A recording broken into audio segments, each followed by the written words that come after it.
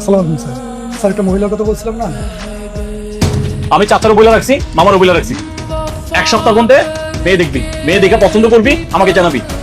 এক সপ্তাহ মধ্যে বিয়ে করতে হবে তোর। আচ্ছা ঠিক আছে।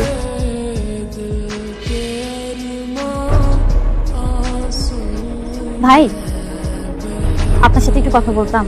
কি হয়েছে আপা, কি বলবেন? বলছি আমার জন্য একটা কাজের ব্যবস্থা করে দিতে পারবেন? হঠাৎ করে আমি চাকরি কই পাবো? আর হঠাৎ করে বললে কি চাকরি পাওয়া যায় বলেন? আমি এক আমার দুঃসম্পর্কের আত্মীয়র বাসায় আছি, নিজের থেকে অনেক খারাপ লাগছে।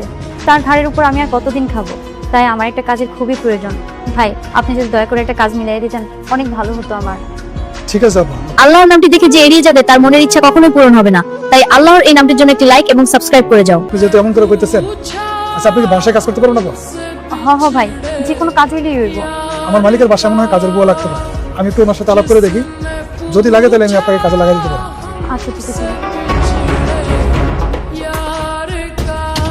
ভাইয়া কেন ডাকছো আমাদের? তুই সব কি শুরু করছো? আমি আবার কি করলাম? তুই কি বিয়ে করতে চাচ্ছস না চাচ্ছস না সেটা একটু আমার ক্লিয়ার করে বলবি। ভাইয়া দেখো, আমি এখনো বিয়ে করতে প্রস্তুত না। এখন আপনি বিয়ে করার জন্য প্রস্তুত না? আপনি কি বস বাঁধতেছে না কমতেছে?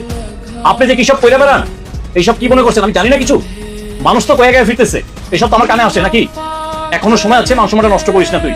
তোর জন্য যেন মানুষের কাছে আমাদের লজ্জিত হইতে না হয়। আমি চাচারও বইলা রাখছি, মামারও বইলা রাখছি। এক সপ্তাহ মধ্যে মেয়ে দেখবি, মেয়ে দেখে পছন্দ করবি, আমাকে জানাবি। এক সপ্তাহ মধ্যে বিয়ে করতে হবে তোর। আচ্ছা ঠিক আছে।